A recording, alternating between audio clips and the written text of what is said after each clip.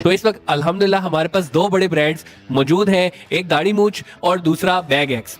तो उन्होंने उस चीज़ को बिल्ड किया, लोगों ने इस प्रोडक्ट को एक्सेप्ट किया। ये भी डिसहार्ट होके सारा का सारा अपना कैपिटल जो है ना वहाँ बर्न कर देते हैं। तो चाइना से सोर्स करते, चाइना से कभी कोई शिपमेंट रिजेक्ट हुई नहीं थी हमारी, तो हमने प्रोडक्शन करवा ली और हमारा स्टॉक लेवल चले गए 500 डेज के ऊपर। मेरा सारा पैसा था वेबसाइट पर भी है और D2C के अंदर तो ऑल द वे हम लोग फ्रॉम डे वन इस पर जा रहे हैं। और उनका एक सर्टेन बजट बाकायदा कंपनी ने एलोकेट किया होता है ग्रूमिंग का। हमने वेंडर सजेस्ट किया था कि जी आपने ये वाला स्पेसिफिक इंग्रेडिएंट है, ये आपने इसी वेंडर से और इसी सोर्स का आपने प्रोक्योर करना है। बैग एक्स नाम हमने रखा, वो स्पेसिफिकली बैग्स के बारे में था। तो ये वही था जो सुपर नीश के अंदर जाके आप नीश के ऊपर जो है वो टारगेट कर रहे हैं। एक टाइम पे बताया कि गिफ्ट वाला इन्होंने वो उसको स्टार्ट किया और वो फेल हो गया, लेकिन हमारे केस में वो बहुत ज़बरदस्त है। ये सप्लाई चेन में बहुत अच्छे इनको सप्लाई चेन देते हैं, वो डिलीवरी बड़ी ज़बरदस्त संभालता है, वो कस्टम बड़ी ज़बरदस्त संभालता है, कि मार्केटिंग अच्छी संभालता है। अपने गैप आइडेंटिफाई करना है, आपने देखना है कि कहाँ पे किस चीज़ पे काम करने की जरूरत है। तो हमने बिजनेस स्टार्ट किया तो हमारा फोकस ये नहीं था कि भाई हमने प्रोडक्शन के कितने पैसे लगा। Everyone, this is Ahmed Qazi and welcome to another episode of local e-commerce Baithak. और आज अल्हम्दुलिल्लाह हमारा 10वां एपिसोड है ई-कॉमर्स बैठक का। आप लोगों का प्यार बहुत ज़्यादा हम लोगों को मिल रहा है और आप लोगों को बता चलें कि ये एपिसोड हम रिकॉर्ड करते हैं द वर्टिकल के अंदर। The vertical corporate office spaces दे रहा है आपको लाहौर में, और अगर लाहौर में आपको बेस्ट कॉर्पोरेट ऑफिस स्पेसेस की जरूरत हो और अगर आप रेंटल्स पे जाना चाहते हैं तो इस वक्त द वर्टिकल से बेहतरीन और खूबसूरत जगह ऑफिस की आपको नहीं मिलेगी। आप इनके गुलबर्ग के ऑफिस में जरूर विजिट करें, यहीं पे बैठ के हम लोग ये बैठक करते हैं। और अगर आप जानना चाहते हैं मजीद तो आए, विजिट करें और एक दफ़ा मौका दें कॉर्पोरेट ऑफिस के लिए। आज हमारा जो बैठक का 10वां एपिसोड है, अल्हम्दुलिल्लाह यार माशाल्लाह देखिए फैमिली 10वें एपिसोड तक चली गई है और हमारे बहुत सारे एपिसोड्स ई कॉमर्स की एक जर्नी हमने स्टार्ट की थी। उसके पीछे मकसद ये था कि हमने अच्छे से अच्छा नॉलेज जो हम लोगों को फील्ड में मुश्किलात आई हैं वो हमने प्रोवाइड करना है। और अल्हम्दुलिल्लाह हम ये देखें कि जिस तरह का फीडबैक आ रहा है ना, हमने शायद शुगल के अंदर स्टार्ट किया था, लेकिन जो फीडबैक हम लोगों का आप लोगों का मिल रहा है ना भाई, वो अमेजिंग है। और आप लोगों के जो कमेंट्स हैं स्पेशली, वो जान डाल देते हैं यार। सीरियसली हम एक एक कमेंट पढ़ते हैं और एक एक कमेंट में बहुत सारे आपके सवालात भी होते हैं, तो मेरे ख्याल से हमें शायद एक बैठक सवालात भी करनी चाहिए। तो वो भी इंशाल्लाह हम उसके ऊपर भी प्लान कर रहे हैं। बहुत डिफरेंट टॉपिक्स हैं। हमने आप लोगों से वादा किया था कि हम इस बैठक को इस तरह लेके जाएंगे कि आप आगे आने वाले एपिसोड में आपको हर दफ़ा नए से नया चेहरा भी मिलेगा, आम चेहरा भी मिलेगा और लोग भी इसके अंदर आगे पार्टिसिपेट कर सकते हैं। आप सीख सकते हैं हमेशा एक अच्छे प्रोफेशनल से, या आप उन ब्रांड से सीख सकते हैं कि जिसने अपनी जर्नी ई कॉमर्स के अंदर की है। तो इस वक्त अल्हम्दुलिल्लाह हमारे पास दो बड़े ब्रांड्स मौजूद हैं, एक दाढ़ी मूंछ और दूसरा बैग एक्स। बैग एक्स ने कमाल कर दिया ई कॉमर्स के ऊपर। दाढ़ी मूंछ ने तो भाई एक कॉन्सेप्ट ही जो कि एग्जिस्ट नहीं करता था। कभी हम भी ये नहीं सोचते थे कि यार हमें भी अपने फेशियल जो हेयर्स हैं इनके ऊपर काम करना चाहिए। लोग अच्छा खासा इसके ऊपर खर्चा करते हैं। आज का एपिसोड बहुत इंटरेस्टिंग होने वाला है, आप लोगों को बहुत मजा आने वाला है क्योंकि बड़ी जबरदस्त स्टोरीज हम आगे लेके आ रहे हैं। तो सबसे पहले मैं स्टार्ट करता हूं दाढ़ी मूंछ से। सर, ये आइडिया आपको क्या लगता है कि क्या थॉट बिहाइंड दिस प्रोडक्ट आपने कैसे लेके आई, और पाकिस्तान जैसे मुल्क के अंदर आपने ये स्टार्ट करना और एक ऐसे प्रोडक्ट को लेके आना जिसके ऊपर कुछ है ही नहीं दिमाग में ना। ज़्यादा लोग क्या करते हैं यार, बस वो साबुन से धो लिया या वो तेल लगा लिया, या हमने कोई शैम्पू वैम्पू का तो खैर सिस्टम ही नहीं है। अगर हम देखें कोई एसेंशियल ऑयल वगैरह यूज़ करें तो करें, लेकिन ये है कि ज़्यादा रंग काला लगा लिया या मेहंदी लगा ली, इसके अलावा इससे ज़्यादा कोई ख्याल नहीं करता। तो दाढ़ी मूंछ का कॉन्सेप्ट कहाँ से आया और क्या आपको लगता है कि ई कॉमर्स को ही आपने क्यों चूज़ किया? तो मैं इसके बारे में थोड़ा सा जानना चाहूँगा। अच्छा, थोड़ा सा बैकग्राउंड देता हूँ आपको। जो फाउंडर्स हैं दाढ़ी मूंछ के, जो फाउंडर्स हैं इब्राहिम एंड मुश्तबा, वो दोनों अब्रॉड में एजुकेशन के लिए गए हुए थे और वहाँ पर बियर्ड ग्रूमिंग की प्रोडक्ट्स बड़ी फ्रीक्वेंटली अवेलेबल होती हैं। उनकी दोनों की बड़ी लंबी लंबी दाढ़ियाँ थी। मेरी दाढ़ी थी बड़ी लंबी नहीं है, बट उनकी दाढ़ियाँ काफ़ी लंबी थी। अच्छा, वो जब अपने वेकेशंस पर आए पाकिस्तान और आकर जब फाइंड आउट किया लोकल मार्केट में क्या कि बियर्ड ऑयल के, जब आपकी लंबी दाढ़ी है तो उसको जरा बैठ उसको प्रॉपर लुक में लाने के लिए आपको कोई ना कोई प्रोडक्ट चाहिए होती है। जब ढूंढने गए मार्केट में तो उन्होंने देखा है कोई प्रोडक्ट एग्जिस्ट ही नहीं करती यहाँ पर। तो खैर उन्होंने फिर फाइंड आउट करना स्टार्ट किया यार क्या हो सकता है इसका सोल्यूशन। अगर हमें आ रहा है तो दैट मीन्स क्या, और 50 लोग ऐसे होंगे इनको शायद प्रॉब्लम होगा। तो देन उन्होंने चाइना से सोर्स की प्रोडक्ट्स, ऑयल सोर्स किया चाइना से, देन पैकेजिंग सोर्स की चाइना से, एंड देन उसको लेकर आए पाकिस्तान। यहाँ पे आके उन्होंने कोई 500 यूनिट्स बनाए एंड देन उसको जब ऑनलाइन बेचना स्टार्ट किया वो विद इन सेम डे 500 के 500 यूनिट्स बिक गए। वाह। अच्छा, खैर उनको समझ लग गया ये तो बहुत क्रेजी मार्केट है जिसके अंदर स्केल किया जा सकता है। खैर फिर हमने प्रोडक्शन स्टार्ट की चाइना से इनिशली। 2020 में मैं आया बिल्कुल साथ। पहले उससे पहले हम लोग जस्ट ऑनलाइन ब्रांड थे, ऑनलाइन कर रहे थे, और देन एक जस्ट बियर्ड ग्रूमिंग का प्रोडक्ट ब्रांड थे। हमें पता चला कि जस्ट बियर्ड ग्रूमिंग के साथ एक बड़ी नीश को हम लोग टारगेट करें। अगर हमने ब्रॉडर ऑडियंस को टारगेट करना है तो हमें शायद कोई डिफरेंट प्रोडक्ट भी साथ लेके आने की जरूरत है, और वो भी अगेन मेंस के लिए शायद जो प्रोडक्ट्स अवेलेबल है इतनी ज़्यादा कॉस्टली है कि वो अफोर्ड ही नहीं कर सकता, जिस वजह से लेता नहीं है क्योंकि सारी इंपोर्टेड प्रोडक्ट्स थी। जिसके अंदर फॉर एग्जाम्पल ब्रांड नेम अगर लें तो गार्नियर था, लॉरियल के सारी प्रोडक्ट्स सारी होती थी, तो कोई लोकल सब्सिट्यूट्स का अवेलेबल नहीं था। तो हमने क्या किया, हमने फिर उस कैटेगरी में इनकॉर्पोरेट किया जहाँ पर एक बहुत बड़ा गैप था। फेस वॉश लेकर आए, बॉडी वॉश लेकर आए, जो कि अगेन बड़े एसेंशियल है फॉर डेली ग्रूमिंग। सो यहाँ से बेसिक इसका स्टार्ट हुआ। देन 2022 में हमने कहा यार ई कॉमर्स के बाद हम लोग अब ऑफलाइन के अंदर शिफ्ट होना चाह रहे हैं. अच्छा, आपने ई कॉमर्स से फिर ऑफलाइन वाली साइड पे सो भी किया। Again I think I am the first brand जो कि बेसिकली तीनों सेल चैनल के अंदर ऑपरेट कर रहा है. जबरदस्त। तो ऑनलाइन भी है हम लोग ऑफलाइन के अंदर डिस्ट्रीब्यूशन मॉडल पर भी है. अराउंड 700 स्टोर्स पर हम लोग राइट नाउ अवेलेबल हैं और साथ हमारी अपनी रिटेल आउटलेट्स भी है. ठीक है, और हम लोग अब रिटेल आउटलेट्स के साथ बेसिकली 360 सोल्यूशन कस्टमर को देना चाहते हैं. भाई जब बंदा मेरी आउटलेट के अंदर घुस रहा है तो वो प्रोडक्ट भी ले, और अगर उसने हेयर कट कराना है, ग्रूमिंग सर्विसेज लेनी है, फेशियल कराना है, हम लोग सारी सर्विस को प्रोवाइड कर रहे हैं. तो हमने रिसेंटली लाहौर में एक्सपेरिमेंट किया है एक बार्बर शॉप का, और सो अब हम लोग 360 मेंस ग्रूमिंग सोल्यूशन के अंदर ये तो एंड टू एंड सोल्यूशन हो गया वलीद, है कि आप देखें कि आपने ई कॉमर्स से स्टार्ट लिया एक प्रोडक्ट का ख्वाब, ऐसा प्रोडक्ट जो कि एग्जिस्ट ही नहीं करता, और मैं सोच भी नहीं सकता यार पाकिस्तान की मार्केट में अच्छा बिकेगा। भाई, अभी तक हमने जितनी बैठक्स की हैं, मोस्टली लोगों के जो क्वेश्चन थे ना वो यही थे कि हम लोगों ने प्रोडक्ट सिलेक्शन या नीच सिलेक्शन कैसे करनी है. तो मेरे ख्याल से कि इनके आइडिया से बेहतर तो कोई भी नहीं है. बहुत सारे लोग जो आते हैं वो फैशन में कैटेगरी में चले गए या इसमें चले गए, माइक्रो लेवल पे जाकर इस तरह के गैप्स बहुत कम लोग फाइंड आउट करते हैं. और ये उन लोगों के लिए भी एग्जाम्पल है जो लोग नीच सिलेक्शन या इस तरह के प्रोडक्ट्स चाह रहे हैं कि आप किस तरह से एक माइक्रो नीच, आपने गैप आइडेंटिफाई करना है, आपने देखना है कि कहाँ पे किस चीज़ पे काम करने की जरूरत है. सबसे बड़ी एग्जांपल आपके सामने है दाढ़ी मूछ. क्या है, लोग एक एसेंशियल ऑयल्स बेच के और उनकी सेल और उनका ईच एंड एवरीथिंग 360 मॉडल, और मेरे ख्याल से इससे बड़ी तो अपॉर्चुनिटी कोई नहीं हो सकती. जो मेरे ख्याल है कि ये जो प्रोडक्ट है सबसे पहले इस पे ये होता है यार कि बिकेगा या नहीं बिकेगा ना, मतलब वो सोचना कि यार अच्छा, सरसों का तेल लगा लेते हैं भाई. लोग डर में रह जाते हैं कि यार पता नहीं क्या होना है, और जो उस पर वर्किंग करता है वो सक्सेसफुल है. अब देखिए ना, इनके पास भी तो आइडिया था, आइडिया वो अगर ना करते उसको तो आज इनके भी माइंड में सिर्फ एक आइडिया ही रहना था, पर इन्होंने इसको थोड़ा सा एक्सप्लोर किया, चीजें देखी, और एक दिन में माशाल्लाह 500 यूनिट डे 1 पे बहुत बेच के वो कह रहे जी हमने फ्री. अच्छा, मैं दोबारा आपके वापस आता हूँ. मैं ये पूछना चाहूंगा कि देखिए ई कॉमर्स से आपने स्टार्ट क्यों लिया? आपने कहा कि अब आप कर रहे हैं सारी चीजें ना 360 डिग्री, तो ई कॉमर्स से स्टार्ट क्यों लिया? और अगर देखने वाला अभी कोई आइडिया आज सोच के बैठा हुआ है तो उसको ई कॉमर्स को पहले क्यों ऑप्ट करना चाहिए? हम इस पे थोड़ा सा जानना बड़ा चाहिए. इंटरेस्टिंग क्वेश्चन है. मेरा ख्याल है कि जब आपको ब्रांड स्टार्ट हर बंदा करना चाहता है, बट पैसे नहीं है आपके पास ब्रांड स्टार्ट करने के लिए, जिसलिए हम लोग कहते हैं भाई पैसा तो है नहीं, पैसे बिजनेस कैसे स्टार्ट करना है. तो आई थिंक ई कॉमर्स जो है वो बड़ा एक ईजी बैरियर है जिसको आप क्रॉस कर सकते हो, अपना बिजनेस स्टार्ट कर सकते हो बिल्कुल मिनिमम इन्वेस्टमेंट. मैंने कहा कि भाई हमने 500 यूनिट बनवाए चाइना से, और वो भी कैसे बनवाए कि हमने कहा भाई तो मुझे भेज दो बस प्रोडक्ट, खाली सिर्फ आप बॉटल भेजो, आप इंग्रेडिएंट सेपरेटली भेजो, ऑयल भेज दो. हमने उसको मंगवाया, हमने उसको फिल किया, लाइक मिनिमम इन्वेस्टमेंट के साथ में बिजनेस स्टार्ट कर दिया और चेक किया कि यार चल सकता है कि नहीं चल सकता. तो टेस्ट करना, एक्सपेरिमेंट करना ई कॉमर्स पर आसान है. अच्छा, अगर हम लोग ऑफलाइन की बात करें, ऑफलाइन के अंदर आपको कैपिटल इन्वेस्टमेंट चाहिए. अब अगर मैं 5 साल बिजनेस करने के बाद ऑफलाइन के अंदर एंटर हुआ, तो दैट मीन्स कि मैंने 5 साल वो फाइनेंशियल मसल अपना बिल्ड किया, और मैं बूटस्ट्रैप हूं, अभी तक मैंने कोई इन्वेस्टमेंट रेज नहीं की हुई. तो आफ्टर 5 ईयर्स हम लोग अपना एक फाइनेंशियल मसल बिल्ड कर चुके थे, कि जिसकी वजह से अब हम लोग ऑफलाइन के अंदर पेनिट्रेट कर पा रहे हैं. तो ऑफलाइन डे 1 पर स्टार्ट करना, मेरा ख्याल है कि उसकी एक बड़ी एक्सटेंसिव इन्वेस्टमेंट आपको चाहिए, जो कि मेरे ख्याल की मेजॉरिटी ई कॉमर्स ब्रांड के पास नहीं होती या न्यू बिजनेस ओनर्स के पास नहीं होती. ठीक है, और भाई मेरे ख्याल से अगर देखा जाए तो आपको नहीं लगता कि ये एक बड़ी ज़बरदस्त एग्जांपल, सेंस ऑफ स्टोरी की एग्जांपल देखते हैं हम, तो वो भी उन्होंने ऑनलाइन पे स्टार्ट किया, देन उन्होंने फिजिकल आउटलेट्स और फिजिकल शॉप्स पे गए. दाढ़ी मुझे एक ज़बरदस्त एग्जांपल है. तो क्या देखने वाले के लिए ये समझना ज़रूरी है कि बहुत सारे आइडियाज़ हो सकता है ऐसे हो जिन्होंने ई कॉमर्स नहीं ऑप्ट किया, फिजिकल रिटेल या उस पर गया, लेकिन वो पहले महीने ही दुकान का किराया और वो पगड़ी वगैरह दे के उसने अपने बजट से एग्जॉस्ट कर दिया और उसे लगा कि आइडिया नहीं चल सकता, जबकि वो बहुत अच्छा चल सकता था. तो क्या लगता है कि ई कॉमर्स स्टार्ट करना कितना ज़रूरी है? हैदर भाई, आपके सामने अब एग्जांपल है ये बेसिकली, ठीक है, कि इन्होंने खुद बताया कि ये स्टार्ट किया अपनी इन्वेस्टमेंट से, ठीक है. अब ऑब्वियसली हम ये ज्यूम करेंगे वो लिमिटेड इन्वेस्टमेंट है, ठीक है, और उन्होंने अपने मसल को बिल्ड किया, ठीक है. तो आई थिंक ये एक बहुत ईजी वे हो सकता है कि आप अगर ई कॉमर्स में जा रहे हो तो आप अपनी लिमिट के हिसाब से, अपने बजट के हिसाब से अपनी चीज़ों को प्लान कर सकते हो कि यार मेरे पास अगर ज़्यादा पैसा है, मैं नंबर ऑफ प्रोडक्ट्स, जैसे बता रहे हैं 500 प्रोडक्ट्स बनवाई, तो मैं पहले दिन ही 5 लाख प्रोडक्ट्स बनवाऊँ या मैं मैसिव स्पेंडिंग के ऊपर जाऊँ, ठीक. तो वो आपके हाथ में है कि आप कितने बजट के साथ स्टार्ट कर रहे हो, आप कितनी इन्वेस्टमेंट के साथ स्टार्ट कर रहे हो, आपके पास नंबर ऑफ प्रोडक्ट्स कितनी है. तो आई थिंक उसको आप फिर स्केल अप कर सकते हो, कि जो इन्होंने अगले 5 साल में स्केल अप किया, अब वो हर डिवीजन के अंदर है, ये रिटेल पे भी चल रहे हैं, शॉप इन शॉप वाले फार्मूले डिस्ट्रीब्यूशन वाले के ऊपर भी हैं, और अपना ई कॉमर्स भी चला रहे हैं. नंबर 2 कि जिस टाइम इन्होंने मार्केट में एंटर किया, आई थिंक ऑर्गेनिक बेचने वाला कोई भी नहीं था, ठीक है, बियर्ड ऑयल बेचने वाला कोई भी नहीं था उस टाइम, ठीक है. तो they are the pioneer of this industry, ठीक. तो उन्होंने उस चीज़ को बिल्ड किया, लोगों ने इस प्रोडक्ट को एक्सेप्ट किया. अब इनकी वजह से हज़ारों प्रोडक्ट कैटेगरीज खुल गई पाकिस्तान की मार्केट में, ठीक है. वो बियर्ड ऑयल के साथ वो हज़ारों किस्म के और ऑयल बनना शुरू हो गए. तो आई थिंक सिर्फ क्रेडिट इनके अपने ऊपर नहीं है कि इन्होंने अपना ब्रांड भी बिल्ड किया.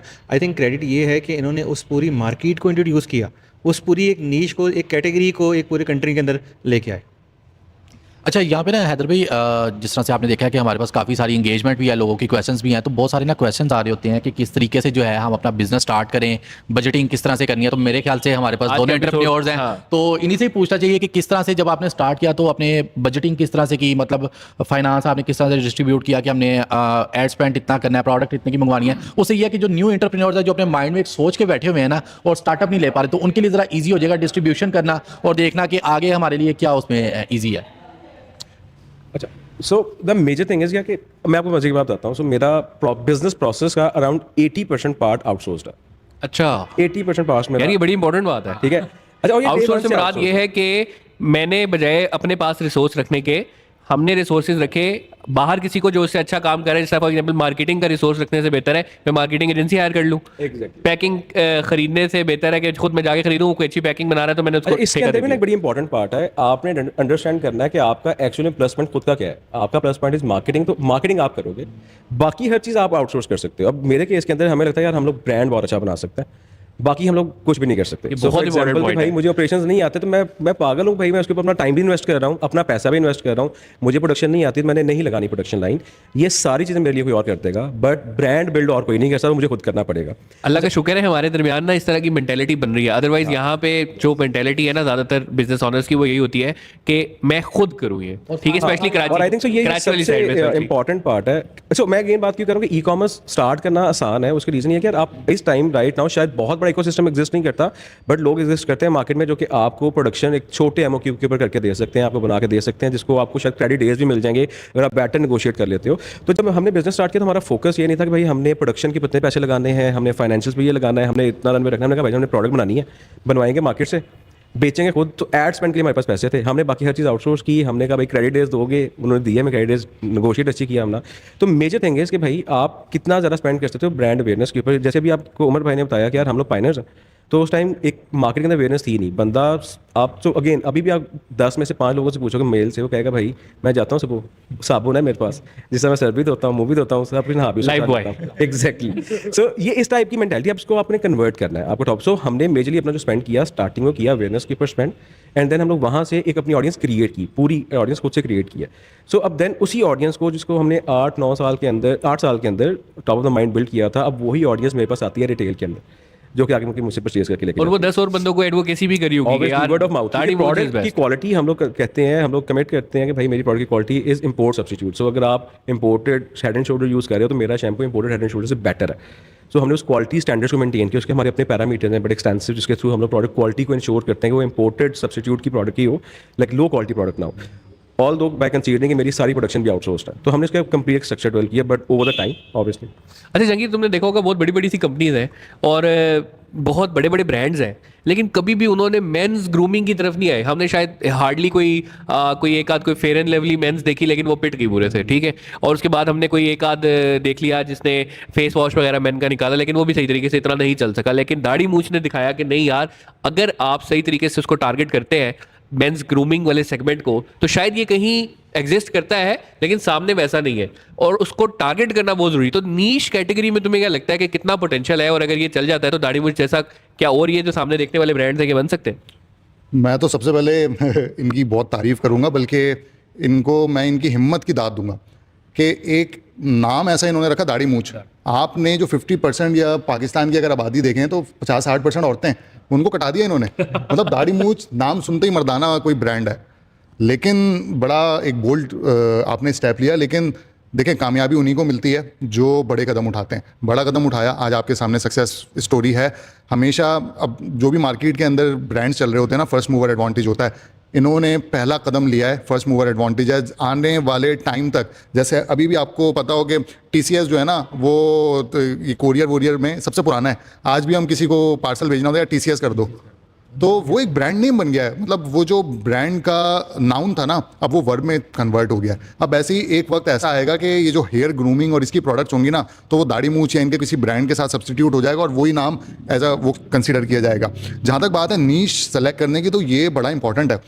आप अगर इस वक्त मार्केट में देखें ना, तो बहुत सारी ऐसी नीश जो है ना आपके पास मौजूद हैं जो कि अनटैप्ड हैं। जैसे कि एक दाढ़ी मूंछ मेंस ग्रूमिंग वाला एक प्रोडक्ट है, वो एक अनटैप्ड मार्केट है। उसके अलावा एक अंडर गारमेंट्स का एक इतना बड़ा सेक्शन है कि वो एक तो अनरेगुलेटेड है, कोई बहुत अच्छा प्लेयर ऑनलाइन के अंदर वहाँ पे अवेलेबल नहीं है।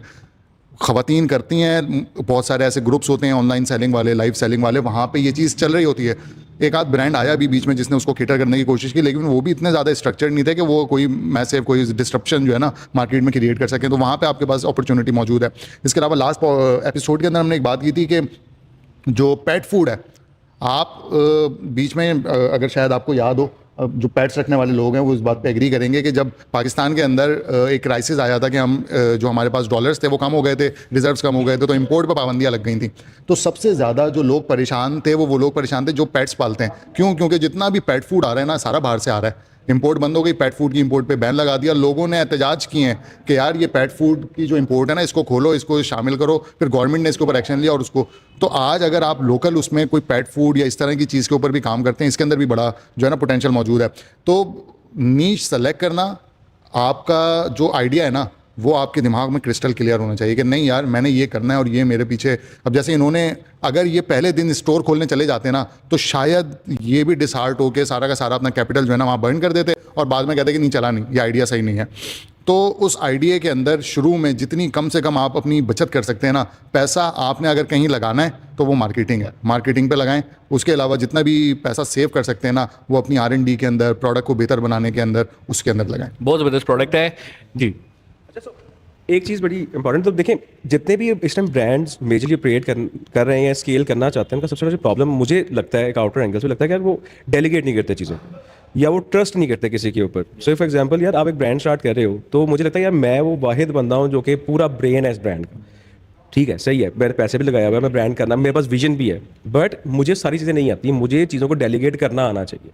अच्छा, ओवर द टाइम उस डेलीगेशन को फिर आप जब आप डेलीगेट इतना ज़्यादा लाइक आप डिसेंट्रलाइज अप्रोच पे चले गए हो, तो आपके पास कंट्रोल्स बिल्ड करना वो अगेन बड़ा प्रॉब्लम है। हमारे साथ सक्सेस क्या हुई है कि हमने ओवर द 5 years बड़े मैसिव कंट्रोल्स बिल्ड किए हैं कि आप एक अच्छी खासी, जहाँ पे आप जस्ट 500 पीस बना रहे थे, अब आप लाखों यूनिट्स बना रहे हो, बट सेम क्वालिटी के साथ, जो कि बेसिकली कस्टमर को अट्रैक्ट कर रही है क्वालिटी, और देन उसके ऊपर आपका रिपीट आ रहा है। तो स्ट्रक्चर बिल्ड करना होता है। अगर वो स्केल नहीं कर पा रहा कोई अंडरगारमेंट्स ब्रांड या कोई भी एक्सपेंसी, हम पॉइंट आउट नहीं करते, बट उसका मेजर रीजन जो मुझे अंडरस्टैंडिंग है वो ये कि आप स्ट्रक्चर्स के ऊपर इन्वेस्ट नहीं करते। सो हर एक चीज़ स्ट्रक्चर पर इन्वेस्ट करना, प्रोसेसेस बनाना है ताकि बुलेट प्रूफ आपके पास सारे ऑपरेशंस। अच्छा, मेरे ख्याल है आप स्ट्रक्चर से मुराद आपकी है सप्लाई चेन। सर स्ट्रक्चर्स में आपकी हर चीज़। सो फॉर एग्जांपल अगर आपका ब्रांड है, ब्रांड कैसा नजर आना चाहिए, ब्रांड गाइडलाइंस। सो हमारे पास from day one brand guidelines हैं, हमें पता है यार ये चीज़ मेरे लिए डूज हैं, ये डू नॉट्स हैं। एक पूरी सिमेट्री है। हम लोग हर साल बैठते हैं, ब्रांड गाइडलाइंस अगर लगता है यार ऑब्सोल्यूट होगी, अपडेट करते हैं, लेकिन एक सेट गाइडलाइंस है। मेरे सारी कंपनी को पता है कि भाई क्या चीज़ मैं कर सकता हूँ ब्रांड वीडियो के अंदर, क्या चीज़ मैं नहीं कर सकता। तो मुझे बैठ के या मेरे दिमाग में से वो चीज़ें नहीं है, तो रिटन फॉर्मेट के अंदर है। अगर एक बंदा बैठा है जिसने प्रोक्योरमेंट करनी है, तो उसके पास रिटन फॉर्मेट के अंदर हर चीज़ आ रही है कि भाई तूने क्या चीज़ किस टाइम पर कैसे करनी है। तो हर चीज़ रिटन के अंदर है, हर बंदे KPIs बनने में है, तो एवरीवन नोज कि उसका काम क्या है। अच्छा, अब ये सारी चीज़ों से डेलीगेशन के लिए, डेलीगेट करने के लिए चीज़ें बड़ी ज़रूरी हैं। हम लोग रिटर्न में नहीं लेके जाते, सर चीज़ सेठ साहब के माइंड में है और सेठ साहब उसको जस्ट अपने पास रखना चाहते हैं, शेयर नहीं करते, रिटर्न में नहीं लेके जाते। उसकी वजह से उनका जो ग्रोथ है वो हिंडर हो रही होती है बहुत ज़्यादा। तो हमारे लिए बड़ा अच्छा है, क्योंकि हम लोग अपनी कंपनी को like we are startup, like शायद अब स्टार्टअप से आगे निकल गए हैं, बट जब स्टार्टअप भी थे तो हमने उसको एज स्टार्टअप रन नहीं किया कि यार हमने उसको रन करने की कोशिश की एज कॉर्पोरेट, बट हमने स्ट्रक्चर्स कॉर्पोरेट वाले नहीं बनाए, हमने इन्वायरमेंट कॉर्पोरेट वाला बनाया कि यार हर चीज़ एक पूरे सिस्टम के अंदर हो रही होगी, सिस्टमेटिक वे में। HR डिपेंडेंसी कम होगी, सिस्टम डिपेंडेंसी ज़्यादा होनी चाहिए, तो उसका हमें बहुत बेनिफिट हुआ है इन ग्रोथ। सही, ये मेरे ख्याल में बड़ा इंपॉर्टेंट पॉइंट है। इससे फायदा ये होता है कि आप पीपल डिपेंडेंट नहीं है, आप प्रोसेस डिपेंडेंट है। तो अगर कोई आ रहा है जा रहा है तो उससे फर्क नहीं पड़ रहा, आपकी ग्रोथ नहीं रुक रही, और शायद यही आपकी सबसे बड़ी सक्सेस की वजह है।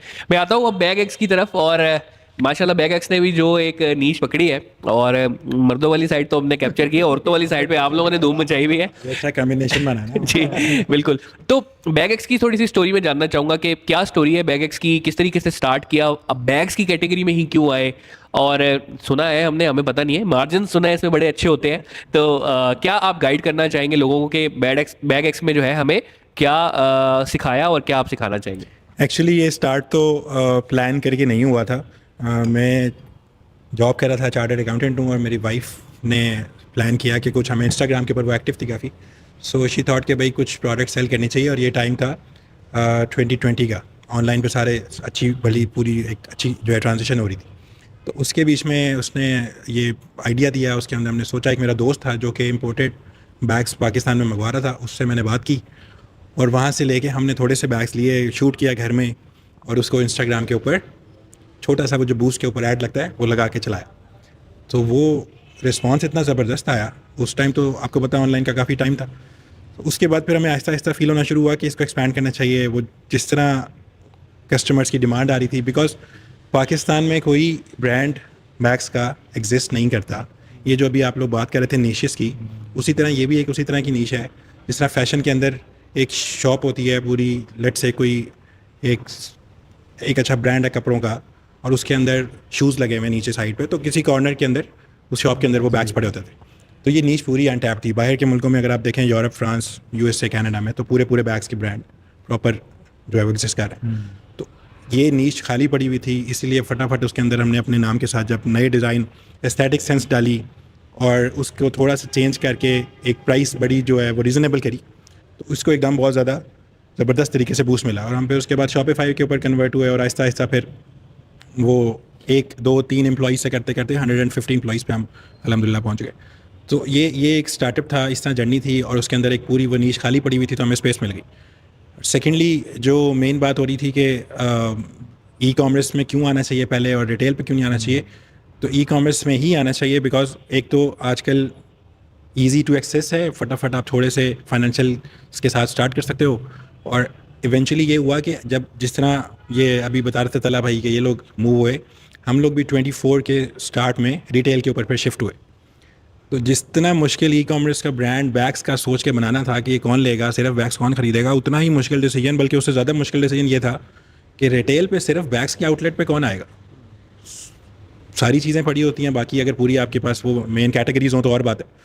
तो वो उस चीज़ को हमने सोचते हुए का बड़ी इन्वेस्टमेंट थी, 5-6 मिलियन का, छोटी सी शॉप के ऊपर भी लग जाता तो उसके साथ स्टार्ट किया। और पहला महीना तो इट वाज नॉट वेल, हमें थोड़ा सा परेशानी भी हुई, लेकिन उसके बाद ये हुआ कि फिर ईद आ गई, रमज़ान का था, तो उसमें हमें ज़बरदस्त बूस्ट मिला और उसके बाद वो इंगेज करते करते हम लोग फिर रिटेल आउटलेट्स को हमने एक्सपैंड किया और वी आर नाउ ऑन अल्हम्दुलिल्लाह 7 आउटलेट्स और हम प्लान कर रहे हैं इसको मोर एक्सपैंड करने का। तो ये इसकी सारी जर्नी थी। अच्छा सर, इसमें एक चीज़ और भी है कि आप ऑनलाइन से रिटेल में जा रहे हैं ना, तो वो आपको बहुत ज़्यादा हेल्प सपोर्ट करती है आपकी ऑडियंस बिल्डिंग में। या आप एक अच्छे वक्तों में रिटेल थे जब ऑनलाइन था ही नहीं, ठीक है, इंटरनेट था ही नहीं, आप फिर ऑनलाइन, अब वो आपको वाइस वर्सा सपोर्ट कर रही है। अब यहाँ पे जो आपके साथ हुआ, ये आपके साथ हुआ कि आपकी ऑडियंस को पता था यार ये दाढ़ी मूंछ है, ये क्या बनाती है, क्या बेचती है। बैग एक्स का पता था यार ये क्या बना रहा है, क्या बेच रहा है, ठीक है। तो वो आपको जो रिटेल पे कन्वर्जन थी उसकी थोड़ी सी आसानी हुई होगी क्योंकि लोगों ने सोशल मीडिया के ऊपर आपको वो देख लिया। पूछते थे बिल्कुल। एक तो इसमें एक चीज़ है, सो इसमें पॉइंट है कि देखें, मैं अगेन शायद इसमें मेजॉरिटी जो ब्रांड ओनर्स है ना, जो ई कॉमर्स माइंड, सो मैं थोड़ा सा ओल्ड स्कूल समझ रहा हूँ अपने आप को समझने साइड पे। मुझे लगता है यार offline is bigger market right now in Pakistan. E commerce platform मेरे लिए भी और बैगेक्स के लिए भी शायद जो है वो एक एक्विजिशन प्लेटफॉर्म है, रादर कि वो एक रिपीट बिहेवियर वहाँ पे आपका जनरेट हो। ई कॉमर्स में क्या होता है हमारे लिए, एक कस्टमर आता है, उसको पता चलता है बैग एग्जिस्ट करता है, दाढ़ी मूंछ एग्जिस्ट करता है, वो आता है फर्स्ट टाइम परचेज करता है, देन वो जाता है मार्केट में। क्योंकि हमारे लिए जो शॉपिंग है, शॉपिंग नेसेसिटी नहीं है, इवेंट है। क्योंकि फैमिली निकल रही होती है घर से, बच्चे भी हैं साथ, बीवी भी है, खाना भी खाने जाना है और पूरा मॉल फिरना भी है, तो वहाँ पे वाहिद एंटरटेनमेंट इज मार्केट। तो वहाँ पर उनको नजर आती हैं प्रोडक्ट्स, तो वो रिपीट करता है मेजोरिटी जाके रिटेल पे या ट्रेड पे। ट्रेड इज जो मॉडर्न ट्रेड्स है, सो अगर रिटेल आउटलेट है तो वहाँ पे तो बड़ा। सो आई थिंक ये एक बड़ा फैक्टर है कि जब शॉपिंग एक इवेंट है तो आप ज़्यादा बेटर उसको रिपीट करा सकते हो, वहाँ पे कन्वर्ट ज़्यादा कर सकते हो। तो ई कॉमर्स को मैं तो कंसीडर करता हूँ as an acquisition platform. All हम लोग ट्राई करते हैं कि रिपीट भी है, बट मुझे ये पता है कि रिपीट मेन रीज़न भी यही है कि जहाँ तक हम ई कॉमर्स में पहुँच गए, रिटेल बेसिकली ब्रांड की ऑथेंटिकेशन के लिए है, मुझे लगता है। एग्जैक्टली, वैलिडेशन सबसे बड़ी रिटेल का फैक्ट्री अपनी वैलिडेशन है। एग्जैक्टली। तो आप जितना एक्सपैंड कर रहे हैं वो बेसिकली बाहर लोगों को नज़र आ रहे हैं और ऑनलाइन भी नज़र आ रहे हैं। तो ये जो इससे पहले वाला सिनेरियो था ना, 2007 से लेके 2018 तक, उसके अंदर जो ब्रांड्स बिल्ड हुए वो सारे के सारे रिटेल पे हुए, स्टाइलोस में से, और भी है। तो लेकिन अभी ऑनलाइन वाले जब ऑनलाइन के ऊपर है तो मुझे तो हमेशा डर लगता था कि ऑनलाइन तो बहरहाल नहीं। इसमें अगेन देखें, जिनकी बड़ी रिटेल बिजनेस है ना, जो सो अगेन चाहे स्टाइलो है, सफायर है, जितने भी बड़े रिटेल चेन्स हैं, अब जाके शायद वो इनकॉर्पोरेट कर रहे हैं ई कॉमर्स के अंदर। और अगर उनके एड स्पेंड्स देखें तो हमारे हिसाब से तो उनके एड स्पेंड्स पीनट्स हैं। अगर ये 2-3%, 4% हम लोग, मेरे जैसे ब्रांड या आपके जैसे ब्रांड के लिए एड स्पेंड्स होते हैं मोर देन 10% नेट, जो कि लगता है कि यार अच्छा ये क्यों है उनके लिए, कि उनका रिटेल के अंदर इतनी ज़्यादा प्रेजेंस है, कस्टमर को अवेयरनेस वहाँ से क्रिएट हो रही है। और ये शायद इन फ्यूचर हमें भी रिटेल ऐसे बेनिफिट देगा कि यार जब आपकी मल्टीपल आउटलेट्स हैं तो आपका एड स्पेंड बजट के साथ कंट्रोल हो रहा होगा। आप top of the mind build कर रहे हो थ्रू रिटेल आउटलेट, वहाँ पे आपका बिलबोर्ड भी लगा हुआ है, आपकी सारी प्रेजेंस है, रिटेल मार्केट ऑफलाइन लोग जा रहे हैं वहाँ पे विजिट करने, तो वहाँ पे से इम्पैक्ट आएगा और इवेंचुअली ये आपको हेल्प आउट करेगा टू इम्प्रूव नेट एएसआर। मेरे ख्याल से तो जो भी ई कॉमर्स के अंदर थोड़ा सा स्टेबल हो गया ना, उसको रिटेल पे आना चाहिए। बिकॉज अगर फ्यूचर में देखें अगले 5 साल में ई कॉमर्स के अंदर जितनी तेज़ी से नीचे से और मतलब नए ब्रांड्स आ रहे हैं तो आपका शेयर थोड़ा सा बहरहाल होता है, तो आपको रिटेल में ये इस टाइम अगर आपके पास है चांस तो फ़ौरन आना चाहिए। अच्छा सर, इसमें एक थोड़ा सा इख्तलाफ भी है कि जिस तरह आपके कंपटीटर्स बढ़ रहे हैं या जिस तरह आप बात कर रहे हो कि यार ऑनलाइन बेचने वाले बहुत ज़्यादा आ रहे हैं, सर ऑनलाइन ख़रीदने वाले भी तो बढ़ रहे हैं, उनकी तादाद में भी तो दिन ब दिन इजाफा होता जा रहा है। तो आई थिंक जो आपका रिटेल वाला है, आपकी अभी तक 97-98% मार्केट रिटेल की ही है, ठीक है। ऑनलाइन का आपका जो परसेंटेज वो बहुत कम है अभी भी, ठीक, बट वो बिल्डअप हो रहा है। नहीं, एक्चुअली माय पॉइंट इज कि जितनी तेज़ी से ऑनलाइन में लोग आ रहे हैं उतनी तेज़ी से रिटेल में तो नहीं आ रहे, वो ब्रांड्स उतनी तेज़ी से तो नहीं बन रहे। बट देखिए जितनी तेज़ी से बने हुए रिटेल बंद हो रहे हैं, ठीक है, ये पॉइंट भी है, ठीक है, कि आपके बिजली के खर्चे आपके बढ़ रहे हैं, ठीक है। MM आलम पे एक स्टोर था, उनका 40 लाख रुपया सिर्फ बिजली का बिल आता था, ठीक है, तो उनको स्टोर अपना बंद करना पड़ा। उसने अगर बिजली के बिल नहीं पूरे होते भाई, हम कहाँ से वो चीज़ें, अब उस स्टोर को सपोर्ट कर रहे हैं ऑनलाइन से पैसे भी कमाए लगाए हुए वहाँ पे पैसे लगाए जा रहे हैं, ठीक है। तो आपकी बात ठीक है, रिटेल की प्रेजेंस है या रिटेल का चंग या रिटेल का जो होल्ड है वो ज़्यादा है अभी भी ऑनलाइन से, बट जिस तरह ऑनलाइन का शेयर परसेंटेज बढ़ रहा है दिन ब दिन, ठीक है, वो आपकी रिटेल को खा रहा है। अच्छा, मैं काफ़ी तक उम्र पर एग्री करता हूँ। लेकिन द सीन इज कि राइट नाउ हमें रिटेल लुक्रेटिव लगता है, क्यों लगता है कि हमें पता है कि 97% ऑडियंस रिटेल में है जो जाती ही ऑफलाइन है, बट इसके साइड बाई साइड देखें तो ऑनलाइन का भी कंटेंट बढ़ा है। और दूसरा, रिटेल के अंदर जाना आई थिंक वो एक बड़ा रिस्की डिसीजन है किसी भी ब्रांड के लिए, और उसके लिए बार बार मैंने पहले भी बताया कि फाइनेंशियल मसल बहुत ज़रूरी है। अगर बस फाइनेंशियल मसल एग्जिस्ट नहीं करता तो आप रिटेल के अंदर जाके फ्रॉम डे वन तो आपको रिटर्न नहीं आना, उसके रिटर्न का एक टाइम है। आप उस रिटर्न को शॉर्ट कर सकते हो, उसका ROI को बेटर इंप्रूव कर सकते हो, बट आई थिंक स्टार्ट एक सर्टेन लेवल तक आपको ई कॉमर्स के थ्रू ग्रो करना चाहिए जब आपको कॉन्फिडेंट हैं कि आपके मार्जिन्स ई कॉमर्स पर इतने स्टेबल हैं कि मैं अब शायद एक सर्टेन चैनल के ऊपर थोड़ा सा बर्न भी कर सकता हूँ for a certain time of period, और उसके साथ मेरा एग्जिस्टिंग बिजनेस डिस्टर्ब नहीं होगा, तो हमें शायद फिर। अच्छा रवि, इसमें एक चीज़ और है, आपकी ऑथेंटिसिटी बिल्ड होती है रिटेल से, ठीक है। जैसे वो एक कहावत है कि यार ये चीज़ ऑथेंटिक है, ये अखबार में आ गई है, ये तो अखबार में भी आ गई है, ठीक है, तो ऑथेंटिसिटी उसकी बिल्ड होगी। इसी तरीके कार से कि आपने कोई ये पाकिस्तान में 5-6 बड़े मॉल्स हैं, लकी वन हो गया, एम्पोरियम, पैकेजेस, सेंटोरस, यहाँ पे आपकी शॉप है तो आप रिटेल हो, आप सॉरी ब्रांड हो, ठीक है। अगर आप सिर्फ ऑनलाइन के ऊपर हो तो वो आपको वो ब्रांड जैसी इज्जत या ब्रांड जैसा दर्जा ऑडियंस की तरफ से नहीं मिलता। हमारा वो एक है लाइक आई थिंक सो थोड़ा मेंटालिटी है, बट मुझे लगता है again retail business for the sake of word, आपका एग्जिस्टिंग बिजनेस के आप स्टेक पर नहीं जा सकते रिटेल के अंदर। तो मैं अगेन जो बात करके आपके मार्जिन आर स्टेबल, अगर आप बॉटम लाइन के ऊपर अच्छा अर्न कर रहे हो, आपको पता है रिटेन अर्निंग्स में अच्छे पैसे पड़े हुए हैं, आप कर सकते हो बंद 6 महीने के लिए, तो फिर आप जाएँ।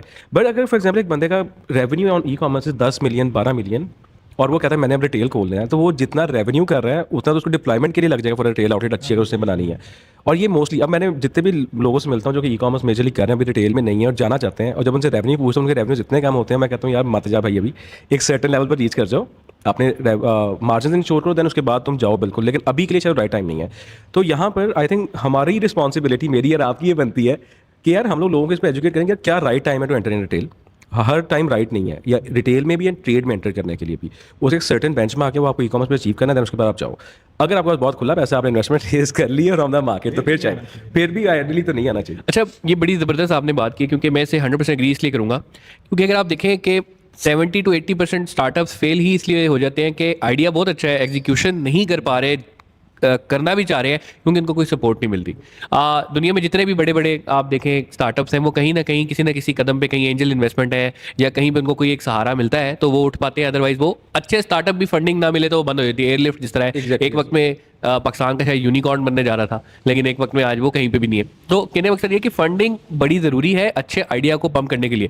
मैं आपको एग्जाम्पल देता हूँ कि अगर ई कॉमर्स ने क्यों आसानी कर दी है, क्योंकि आज अगर हम यहाँ इस बैठक पे बैठे हैं और हमारे पास एक आइडिया है ना, तो मेरा ख्याल है चाय का कप खत्म होने से पहले अब वेबसाइट बन जाएगी। Exactly, हम वेबसाइट बना भी लेंगे और उसको चढ़ा भी देंगे, एंट्री बैरियर बहुत आसान है, बिल्कुल आपके पास बड़ी मिनिमम इन्वेस्टमेंट है। बिल्कुल ऐसे ही। और अब जो दौर आगे आ रहा है ना, जिस तरीके से आज ही हम बल्कि जहांगीर बात कर रहे थे कि आगे आने वाली जो ऑडियंस है ना, जेन जी, वो कहती है भाई मैं फेसबुक पे नहीं हूँ, ठीक है।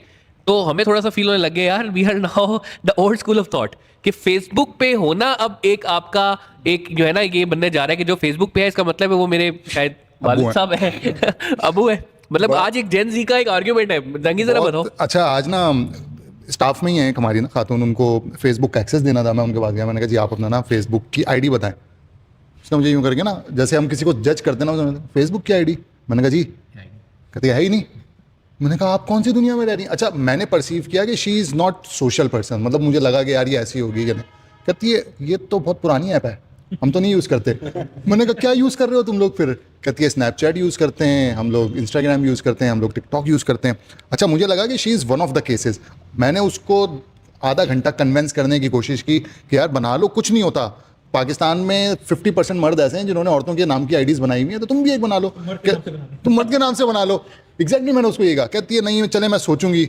उसको अपने काम के लिए एक्सेस चाहिए, but still she is hesitate कि मुझे नहीं बनानी। मतलब आप समझ रहे हो कि उसको एक लेबल लग रहा है कि ये फेसबुक पे जिसका Facebook अकाउंट है ना, दे आर ओल्ड पीपल ना, ये मेरे अब्बू और ये उनकी दुनिया अच्छा। के लोग हैं यार। मतलब अब कैन यू इमेजिन? मुझे लगा she is one of the cases ना। मैंने कहा यार ऐसी होगी। हमारे पास और भी कुछ ना, हमने यंगस्टर्स हायर किया, एमटीओ, मैंने उन सबको जमा किया। मैंने कहा यार तुम लोगों में से कौन कौन है जिसकी फेसबुक की आईडी है? 2 लोग मुकर गए, हमारी नहीं है। एक कहती है जी मेरी है, लेकिन मैंने लास्ट टाइम कब यूज़ की थी मुझे पता नहीं है, लॉगिन किया हुआ था क्योंकि मेरा इंस्टाग्राम उससे चलता है, तो लेकिन मुझे उसका पासवर्ड नहीं याद, मैं तो यूज़ ही नहीं करती। हमने 2-3 लोग और जमा किए। कोई 10-15 लोग ऐसे मौजूद थे जो फेसबुक नहीं यूज़ कर रहे हैं।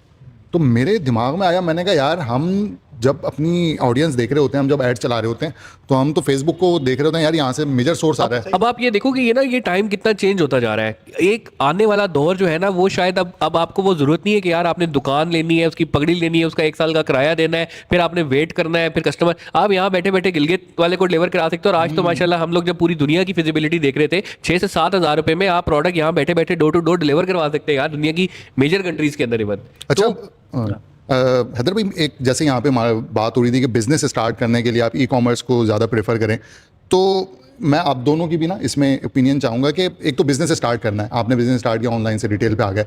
एक चीज़ होती है market expansion, now I want to expand into another market. उसके अंदर आपको क्या लगता है कि रिटेल के साथ जाना, रिटेल प्लस ऑनलाइन, या फर्स्ट ऑनलाइन दैन रिटेल, उसके लिए आपको क्या लगता है कि कौन सी जो एक स्ट्रेटेजी है वो बेहतर रहेगी?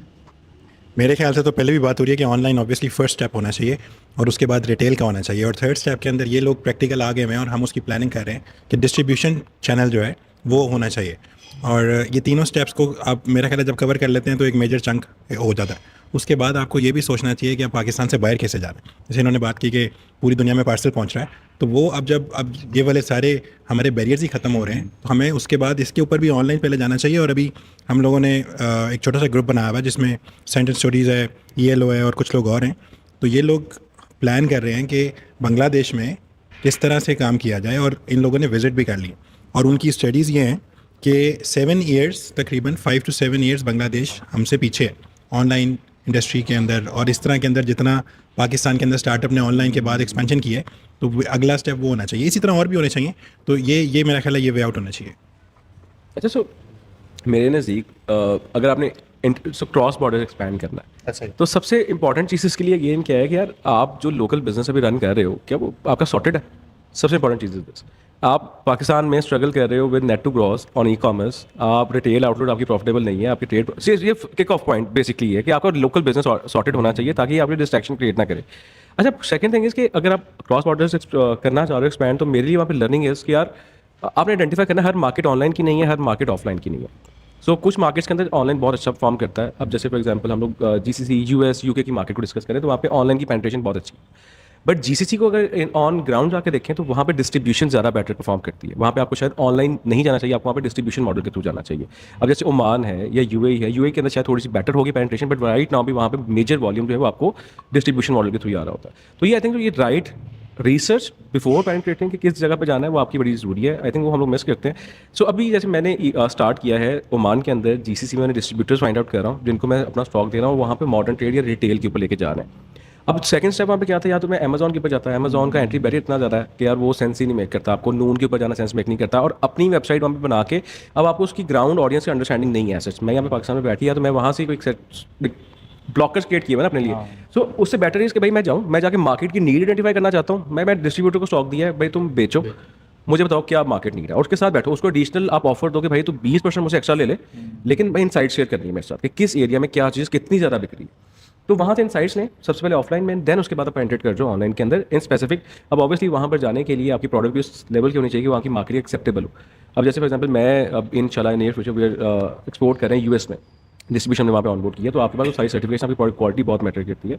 बट अगेन आपको अंडरस्टैंडिंग होनी चाहिए ऑन ग्राउंड मार्केट की कि वहाँ पे एक्सेप्टेबिलिटी ऑनलाइन की ज़्यादा, ऑफलाइन की ज़्यादा। सो ये आई थिंक सो। अच्छा, उसके अंदर भी ये देखें ना कि जैसे आपने स्केल किया और 8 साल लगे, मेरे ख्याल से किसी भी स्टार्टअप को एक अच्छे स्ट्रक्चर बनने के लिए 7 साल चाहिए होता है। उसके बीच में आप लोगों ने डिस्ट्रीब्यूशन चैनल यहाँ 2 साल लगाए पाकिस्तान में। बिल्कुल बिल्कुल। तो अब आपको ये समझ आई कि डिस्ट्रीब्यूशन चैनल बैठ जाके वर्केबल है। तो ये स्टेप्स उसी के हैं, ये आप सही कह रहे एग्जैक्टली। सो अगेन क्या आपने लोकली, पहले आपने पाकिस्तान बिजनेस स्टार्ट किया आपके पाकिस्तान, सो हमने क्या किया यार, सो हमने एक सर्टेन टाइम के बाद कहा यार हम लोग कॉर्पोरेट ऑर्डरिंग स्टार्ट करेंगे, ठीक है, क्योंकि मेरी मेंस ग्रूमिंग प्रोडक्ट है, मेंस डे आता है, तो यार लोग तो जैसे जिनके हज़ारों एम्प्लॉयज़ हैं, जैसे फॉर एग्जांपल हम लोग कहते हैं बैंक्स हैं, वो अपने मेंस डे के ऊपर अपने मेल एम्प्लॉयज़ को गिफ्टिंग करते हैं। तो हमने यार हम लोग कॉर्पोरेट गिफ्टिंग स्टार्ट करेंगे। मिजरेबली फेल कर गया वो हमारा। क्यों फेल कर गया? क्योंकि भाई मैं अभी अपने पास ऑफलाइन को तो स्केल कर नहीं सका, पहले मैं ऑफलाइन को स्केल करूँ, मैं ऑफलाइन का भी शायद 5% भी नहीं हूँ। तो मैं अपना फोकस, मेरा इंपैक्ट ज़्यादा कहाँ पर आ रहा है? ऑफलाइन से आ रहा है, कॉर्पोरेट गिफ्टिंग से नहीं आ रहा। कॉर्पोरेट गिफ्टिंग हो रही है किसी सर्टेन इवेंट के ऊपर, सो मैं उसको शायद एक वैल्यू एडिशन ऐड कर सकता हूँ वेबसाइट के ऊपर, लेकिन उस पर फोकस शायद नहीं करना चाहिए। फोकस मुझे उस पर करना चाहिए जहाँ से वैल्यू ज़्यादा जनरेट हो रही है, तो उस चीज़ को पहले सॉर्ट करें।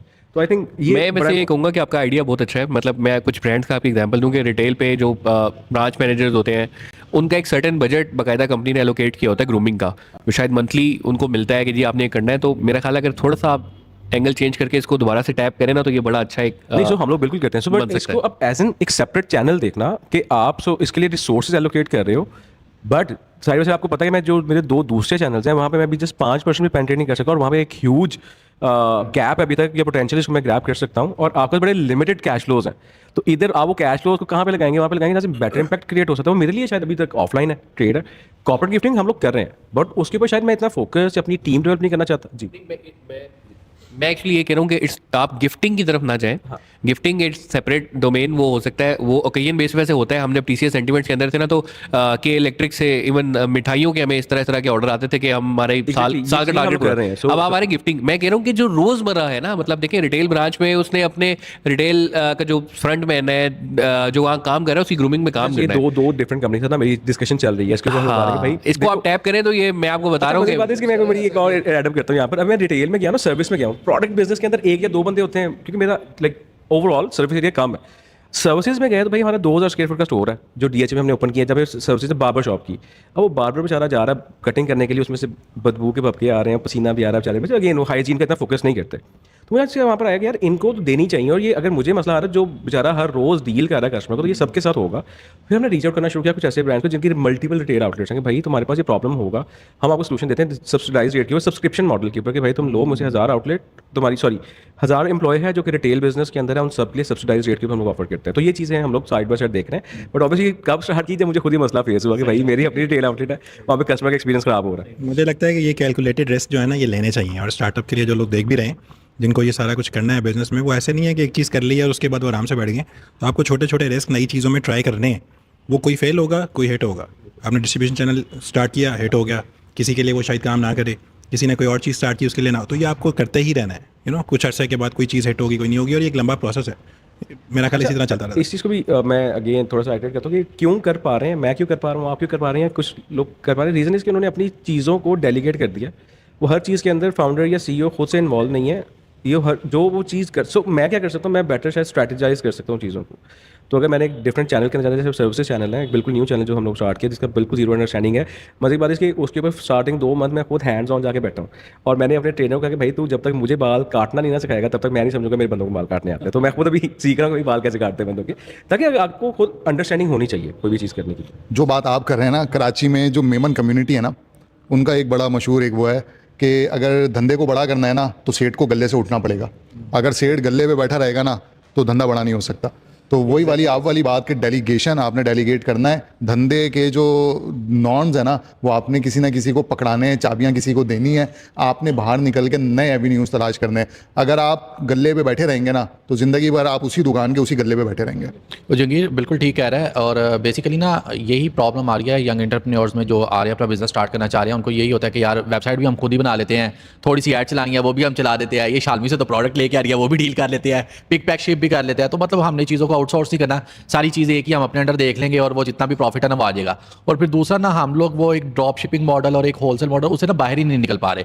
हम लोग एक उस लेवल पे नहीं जा पा रहे कि एक बियॉन्ड द लिमिट्स हम जाके कुछ सोचें कि यार ये आइडियाज़ भी हो सकते हैं, हम इसको आउटसोर्स कर दें। वो सबसे पहले जब ये देखते हैं ना कि यार ये चीज़ है, फॉर एग्जांपल जी 1 लाख रुपए की ऐड चलानी है, अब वो जब देखते हैं यार 1 लाख के साथ मैंने 40,000 रुपये इसको भी देना है, वो कहता है यार भाई ये ना बचा लूँ, मैं 1 लाख की ऐड खुद चला, तो वो 1 लाख की ऐड चलाने के चक्कर में अपना 2-3 लाख रुपए का नुकसान कर बैठ। मैं खुद वाली जो ये जो चीज़ है ना कि मैंने करना है मैं कर लूँ, तो ये नो डाउट मरवा देती है। अच्छा मैं ना एक सवाल मेरा, और मैं बल्कि एक चीज़ है जो मैं हाईलाइट करना चाहता हूँ, जो डिस्ट्रीब्यूशन माफिया है ना पाकिस्तान का, ये भी बहुत खतरनाक है। मैं एक एग्जांपल दूंगा आपको। एक है नहीं मैं काले डाले वाले की बात नहीं, कश्मीर घी की वनस्पति की मैं एग्जांपल दूं, टॉप क्लास, मतलब इतना ज़बरदस्त उनकी क्वालिटी। अगर आप ये थोड़ा सा लाहौर की विसिनिटी से निकले ना, फैसलाबाद, झंग, सरगोदा, इस साइड पे आपको और कोई घी वनस्पति नज़र ही नहीं आएगा, कोई कुकिंग ऑयल नज़र ही नहीं आएगा जितना कश्मीर बिकता है। क्यों? क्योंकि वहाँ पे जो डिस्ट्रीब्यूशन का होल्ड है ना इनका, मतलब वो इनकी डिमांड ही इतनी पूरी करके रखी हुई है कि कभी लाहौर, कराची और अभी टियर 1 सिटीज़ के अंदर तो वो आई नहीं है, तो उन्होंने होल्ड करके रख दिया, और अब वो ना अपनी कोई चीज़ वो स्टार्ट नहीं कर सकते। यही एग्जांपल आप दे लें, प्रॉक्टर एंड गैम्बल हो गया या ये यूनिलीवर वगैरह हो गए, ऑनलाइन वो बहुत कुछ करना चाहते हैं पर वो नहीं कर पाते। इसके रीजन मैं बताऊं, देखिए एक चीज़ है जिसका ना मार्केट पुल है खुद से। अब यूनिलीवर फॉर एग्जांपल कस्टमर जाके पूछता है कि यार ये फॉर एग्जांपल लक्स है या उसके जो भी प्रोडक्ट्स हैं सनसिल्क का, कस्टमर ने डिमांड जनरेट की हुई है, तो अगर फॉर एग्जांपल एक मॉडर्न ट्रेड अगर यूनिलीवर की प्रोडक्ट नहीं रख रहा तो शायद वो फुटफॉल को अट्रैक्ट नहीं कर पाएगा, तो वो रखना उसकी मजबूरी है। अच्छा, अब सेम फॉर सम, शायद डालडा के लिए भी यही है, सूफी के लिए भी यही है। लेकिन इसमें डिस्ट्रीब्यूशन वाले बड़े, मैं गलत अल्फाज हो जाएगा कि बड़े माफिया है ना वो लोग, सर मैं कि वो आप आ रहे हैं, पुल भी आ रहा है, आप दुकान पे लेने भी जा रहे हैं, पर वहां पे रखा ही नहीं हुआ। अच्छा, डिस्ट्रीब्यूटर कहते हैं मैंने देने, इसका माल रखा अगर, तो बस ये वाले प्रोडक्ट आपको नहीं मिलेंगे। अच्छा, वो किसके साथ करते हैं? वो यूनिलीवर के साथ क्यों नहीं ऐसा करता? वो आपके साथ क्यों करता है, मेरे साथ क्यों करता है? अब उसकी रीजन ये है कि हम लोग मैंने जब 2023 में स्टार्ट किया ना, तो मैं डिस्ट्रीब्यूटर ढूंढने गया मार्केट में। उस टाइम मेरे 4 या 5 स्टोर्स ऑनबोर्ड हुए हुए थे, और मैं 2-2.5 मिलियन कर रहा हूँ सिर्फ फ्रॉम लाइक ये ऑफलाइन से। डिस्ट्रीब्यूटर ढूंढने गया, डिस्ट्रीब्यूटर कहता है भाई मैं ऑनबोर्ड हो जाऊंगा। अब ऑनबोर्ड होगा क्या कि मैं तुम्हें दूंगा पैसे 30 दिन के बाद, तो मुझे माल आज दो, मैं बेचूंगा, 30 दिन के बाद मैं पैसे दे दूंगा। बेच भी मैं खुद रहा हूँ जाके मार्केट में, बट वो सिर्फ क्या कर रहा है, लॉजिस्टिक्स सपोर्ट में प्रोवाइड कर रहा है। अब एक्चुअल में डिस्ट्रीब्यूटर की क्या रिस्पॉन्सिबिलिटी, उसकी 2 चीज़ें होती हैं। एक तो आपका पार्टनर होता है, इन्वेस्ट करता है आपके साथ स्टॉक में, एक ये, और दूसरा को लॉजिस्टिक्स सपोर्ट दे रहा होता है कि वो डिलीवरीज भी दे रहा है, रिकवरी भी करके आ रहा है। 2 काम होते हैं डिस्ट्रीब्यूटर के। बट जो नया ब्रांड मेरे जैसा है, बताया भाई जैसे सेंटर स्टोरी जैसा, जब जाता है डिस्ट्रीब्यूटर के पास, वो कहता है भाई पैसे मैं पूरे लूंगा तुझसे, लेकिन तुझे दूंगा सिर्फ लॉजिस्टिक्स सपोर्ट, बाकी तुझे मैं दूंगा पैसे, माल दूंगा तुझे क्रेडिट पे, 30 दिन के बाद पैसे दूंगा। और जो वो आपके साथ एग्री करता है 30 दिन, वो जिंदगी में कभी अडेयर नहीं करता। वो 30 दिन कभी पूरे नहीं होते, कभी पूरे नहीं होते। अच्छा, जब 30 दिन के बाद जाएंगे ना उसके पास पैसे लेने को, कहेगा यार देखो मार्केट से रिकवर होकर आ जाएंगे, मैं तुम्हें दे दूंगा, वो साइड पे आ जाता है। अच्छा, अब उसमें क्या होता है कि ब्रांड लाइक अस जो अभी ई-कॉमर्स से पेनिट्रेट कर रहा है ऑफलाइन में, तो हमारे पास बड़े लिमिटेड कैश फ्लोज होते हैं। वो कैश फ्लो मेरा सारा स्टक हो गया मार्केट के अंदर रिसीवेबल में, तो मेरे पास तो पैसा नहीं बचा कोई भी, तो मैंने बिजनेस कहाँ से रन करना है? तो ये एक बड़ी रीजन है जिसमें मैं कहता हूँ फाइनेंशियल मसल बड़ा स्ट्रॉन्ग चाहिए कि आपका पैसा फंसना है मार्केट में, स्टार्टिंग में आपको डिस्ट्रीब्यूटर ऐसा नहीं मिलेगा। अच्छा खैर, एक सर्टेन वॉल्यूम के बाद फिर आप डिस्ट्रीब्यूटर फाइंड आउट करते हो, आपको कैश में मिल जाता है, और असल आपकी ग्रोथ तब स्टार्ट होती है जब आपको कैश का डिस्ट्रीब्यूटर मिलता है। आपके पास कैश फ्लोज इतने सॉर्ट कर देता है कि आप उन पैसों के साथ फिर ग्रोथ को फोकस करते हो। ठीक है, तो डिस्ट्रीब्यूटर बहुत मैटर करता है ऑफलाइन की सेल्स के अंदर। ऑफलाइन के अंदर आपने करना है स्केल, तो आपको डिस्ट्रीब्यूटर अच्छा मिलना जरूरी है, और स्टार्टिंग में कभी नहीं मिलेगा और आपको। पाकिस्तान में मिलना तो बहुत ही जरूरी है, बहुत ही जरूरी है, और स्टार्टिंग में नहीं मिलेगा आपको, बड़ा क्लियर है। अच्छा, मैं दूसरी बात जो मैंने यहाँ लिखी हुई है वो इंपॉर्टेंट ये थी कि रेस्टोरेंट की एग्जांपल ले लें आप आज रेस्टोरेंट पे ना शुरू में ही करोड़ों रुपए लगा देते हैं, बड़ा खूबसूरत बना देते हैं, और उसका महीने का खर्चा भी 3-4 लाख रुपए से स्टार्ट हो जाता है, और इन दी एंड वो कस्टमर इनिशियली नहीं आ रहा होता, और आपका बहुत अच्छा खाना है, बहुत अच्छा आइडिया है, बट वो ठप हो गया, बंद हो गया। बहुत सारे रेस्टोरेंट है, जंगली है एक बड़ा ज़बरदस्त कराची के अंदर था।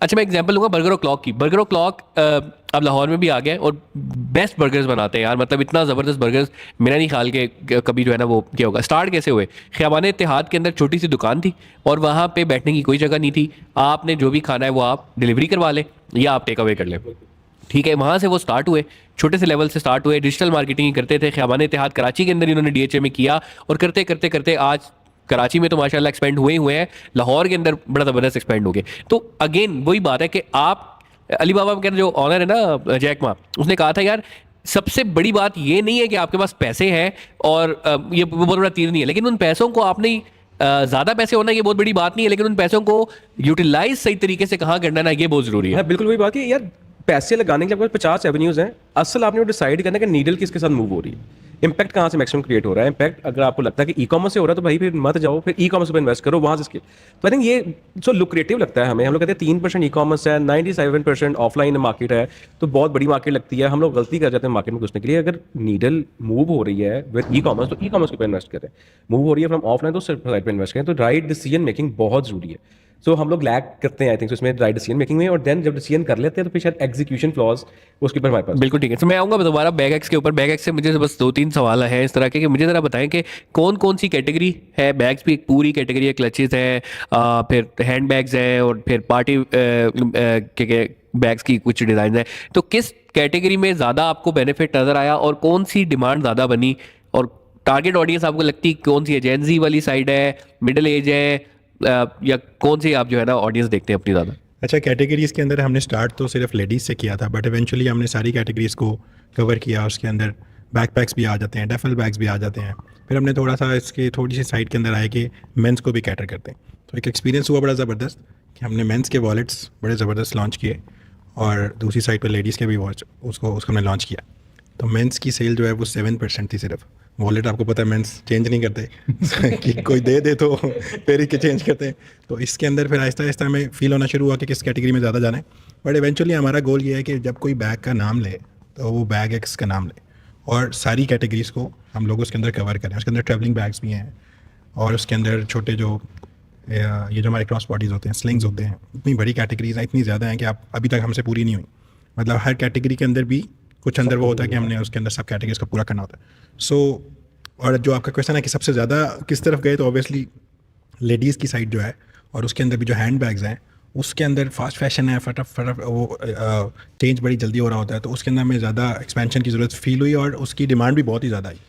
तो ये मेन रीज़न था। स्टार्ट भी हमने इसी तरह किया, और जिस तरह बैग एक्स नाम हमने रखा वो स्पेसिफिकली बैग्स के बारे में था। तो ये वही था जो सुपर नीश के अंदर जाके आप नीश के ऊपर जो है वो टारगेट कर रहे हैं। तो किसी जगह पे जाके हमें लगा कि हमें एक्सपेंशन करनी चाहिए, कुछ और चीज़ें ऐड करनी चाहिए, लेकिन हम अपने नाम की वजह से रुक गए कि बैग एक्स के अंदर और चीज़ें तो नहीं आ सकती।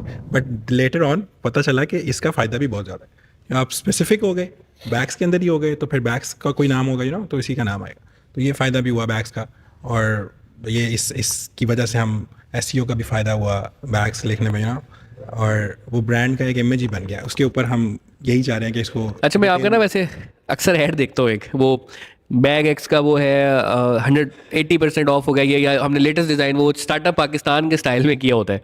तो मेटा कैंपेन्स में आपको क्या लगता है इस तरह के हुक्स जो है वो कितना इंपॉर्टेंट है सेल जनरेट करने के लिए, और क्या अच्छा इंपैक्ट होता है? क्योंकि मैंने 3-4 वेरिएशन इसकी देखी है। अच्छा, मैं तो वैसे इसको मेरा ख्याल है अवॉइड ही करता हूँ, और हम ज़्यादा जो है वो इन्फ्लुएंसर मार्केटिंग की तरफ चल रहे होते हैं। तो वो जो इम्पैक्ट दे रहा होता है ना इन्फ्लुएंसर मार्केटिंग, वो एक मुझे तो बड़ा ज़्यादा उसके अंदर फ़ायदा हुआ। जो आपके मेन ये जो क्रिएटिव्स वगैरह चल रहे होते हैं वो एक हद तक एक उसका जो है वो इम्पैक्ट देते हैं। और मैं कहता होता हूँ कि इन्फ्लुएंसर मार्केटिंग का इफेक्ट इस तरह भी होता है कि लेट्स से 2017 के अंदर भी एक ड्रामा जो बड़ा हिट हुआ था लेटर ऑन, अर्तुगरुल गाजी, वो 2017 में भी ऑन एयर हुआ था। हम टीवी पे कहीं चला था और वो किसी को पता नहीं चला, और कोविड के दौर में इमरान खान ने उसका नाम लिया, तो वो ज़ाहिर है एक इन्फ्लुएंसर है, तो उसकी वजह से फिर वो इसका जितना इम्पैक्ट आया। सो इन्फ्लुएंसर मार्केटिंग का मैं बहुत बड़ा फ़ैन हूँ। हमारी कोशिश होती है ज़्यादा से ज़्यादा इन्फ्लुएंस कराएं। अब हम जो रिटेल आउटलेट्स ओपन कर रहे होते हैं उसमें भी हमारी कोशिश होती है कि बड़े इन्फ्लुएंसर्स को बुलाएं, स्टोर रेट्स करवाएं।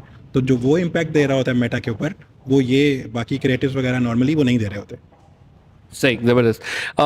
मैं ये आपसे भी जानना चाहूँगा कि आपकी जो प्रोडक्ट लाइन है दाढ़ी मूंछ की, तो उसमें डेफिनेटली 20% प्रोडक्ट्स ऐसे होते हैं, हमने तो ई कॉमर्स में यही देखा है कि 20% ऐसे होते हैं जो 80% रेवेन्यू दे रहे होते हैं। तो वो कौन से प्रोडक्ट्स हैं? और थोड़ा सा मैं जानना चाहूँगा दाढ़ी मूंछ की सोर्सिंग आप कहाँ से कर रहे हैं?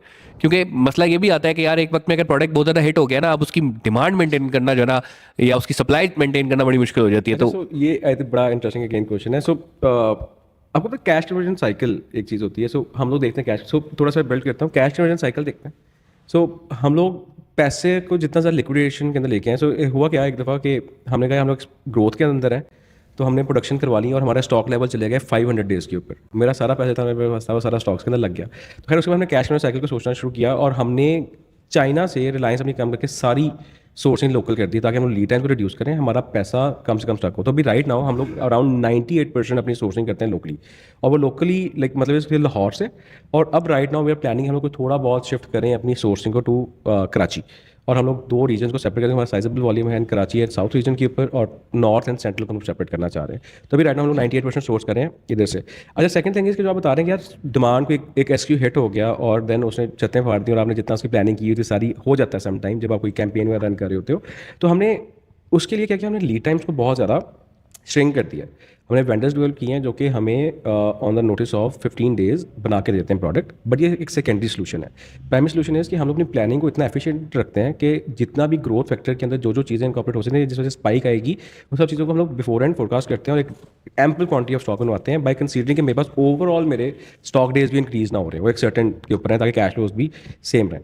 तो ये चीज़ हम लोग देते हैं, लीड टाइम्स को कंट्रोल। लेकिन इसमें कोई क्वालिटी का मसला तो नहीं है? पाकिस्तान से भी हम कह सकते हैं कि यार मैंने आपको बताया था कि क्वालिटी के लिए पूरा स्ट्रक्चर डेवलप्ड है। सो हमारे पास एक फंक्शन है प्रोसेस एक्सीलेंस, जिसका काम ही है कि जहाँ पे मेरी प्रोडक्शन हो रही है वहाँ पे हम लोग अराउंड 6 टाइप ऑफ QC है हमारी। अच्छा। तो जहाँ से फॉर्मुलेशन मैं खुद बनाता हूँ, मेरी टीम बनाती है फॉर्मुलेशन। हमने वेंडर सजेस्ट किया था कि जी आपने ये वाला स्पेसिफिक इंग्रेडिएंट है, ये आपने इसी वेंडर से और इसी सोर्स का आपने प्रोक्योर करना है। और मेरी QC टीम ये हर प्रोडक्शन के पे वेरीफाई करती है कि वो एक्जैक्टली सेम चीज़ें प्रोक्योर हुई हैं। एंड देन जब प्रोडक्शन हो रही है, प्रोसेस प्रोडक्शन मैंने बताया हुआ है, मेरी टीम ने बताया हुआ है, और देन जब वो प्रोडक्ट फिनिश गुड होकर मेरे पास आ गई वेयर हाउस के अंदर, तो वहाँ पर भी एक सर्टन QC का प्रोसेस रन हो रहा होता है। तो ये टोटल साइकिल हम लोग ऑब्जर्व कर रहे होते हैं। सो बेसिकली हमने क्या किया है, हमारी फैसिलिटीज़ आउटसोर्स्ड, लेकिन उसका जो ऑपरेशन का प्रोसेस रन हो रहा है वो मोरलेस अराउंड 80% मेरी टीम ऑब्जर्व करी होती है, ताकि हम क्वालिटी को इंश्योर करें। और उसके ऊपर अगेन हम लोग उसके टेक्निकल पैरामीटर्स को चेक करने के लिए मेरे पास पूरी एक्सटेंसिव हमने लैब बनाई हुई है, जहाँ पे उसका हर बैच की केमिकल टेस्टिंग हो रही होती है कि जो हमने फंक्शनैलिटीज़ कमिट की हुई हैं कस्टमर के साथ, वो सारी फुलफिल हो रही है नहीं हो रही। और अगर उसके अंदर लाइक कोई भी बैच 100% कंप्लाई नहीं कर रहा है इंस्पेक्शन पैरामीटर्स, तो कंप्लीट बैच रिजेक्ट हो जाता है। अच्छा, ये चीज़ इंपॉर्टेंट क्यों है? मैं ये सवाल भी इसलिए किया था और इनकी बातों से मुझे जो लग रहा है वो आप लोगों के लिए जानना ये ज़रूरी है कि जब आप इतने स्ट्रक्चर्स को फॉलो करते हैं ना, इतने प्रोसेस को फॉलो करते हैं ना, तभी आपको हमेशा पहली प्रोडक्ट और 1000वीं बनी हुई प्रोडक्ट सब में क्वालिटी के स्टैंडर्ड सेम मिलेंगे और रिजल्ट भी सेम मिलेंगे। ऐसा नहीं है कि पहली प्रोडक्ट आपने इस्तेमाल की, बहुत अच्छा रिजल्ट आया, दूसरी प्रोडक्ट इस्तेमाल की, दोबारा मंगवा के यार वो रिजल्ट नहीं आ रहे। तो आज अच्छा अगेन चाइना से सोर्स किया, सेम रिजल्ट्स, पाकिस्तान से बनवा के किया, सेम रिजल्ट्स। तो जो आपने ये जो प्रोसेस वाले काम किया ना, मेरे ख्याल है ये की टू सक्सेस है आपके बिजनेस की, और इसी वजह से शायद वो जो क्वालिटी आपने मेंटेन करी। आप सोर्सिंग शायद कल को आप पाकिस्तान छोड़ के शायद बांग्लादेश से भी मंगवा लें, लेकिन वो मैं बड़ी मजे का बताता, जब हम चाइना से सोर्स कर रहे थे ना, आज से कुछ 4-5 साल पहले, जब चाइना से सोर्स करते, चाइना से कभी कोई शिपमेंट रिजेक्ट हुई नहीं थी हमारी, और उस टाइम कोई स्ट्रक्चर एग्जिस्ट नहीं करता था। ये सारे चैलेंजेस तब आए जब ये इम्पोर्ट के ऊपर ड्यूटीज़ बहुत ज़्यादा हायर हो गई, तो हमने कहा यार ये तो चाइना से मंगवाना फिजिबल ही नहीं है, आपका प्राइस पॉइंट बहुत ऊपर चला जाएगा, तो लोकली सोर्स करना है। जब लोकल सोर्स करने लगे, हमारे पास इतने डिजास्टर हुए स्टार्टिंग में कि यार वो आ रहा है, प्रोडक्शन आ रही है, पूरे का पूरा बैच रिजेक्ट हो रहा है, आप वेबसाइट के ऊपर आउट ऑफ स्टॉक हो रहे हो, कस्टमर आके पूछ रहा है, क्योंकि लाइक अगेन 80-20 रूल है, मेजॉरिटी प्रोडक्ट्स बिक रही थी। तो द सीन है कि हमने कहा यार ये इसको सॉल्व करने कोई ना कोई तो वे होगा। फिर हमने एक पूरा स्ट्रक्चर डेवलप किया स्पेसिफिकली फॉर्मुलेशन का।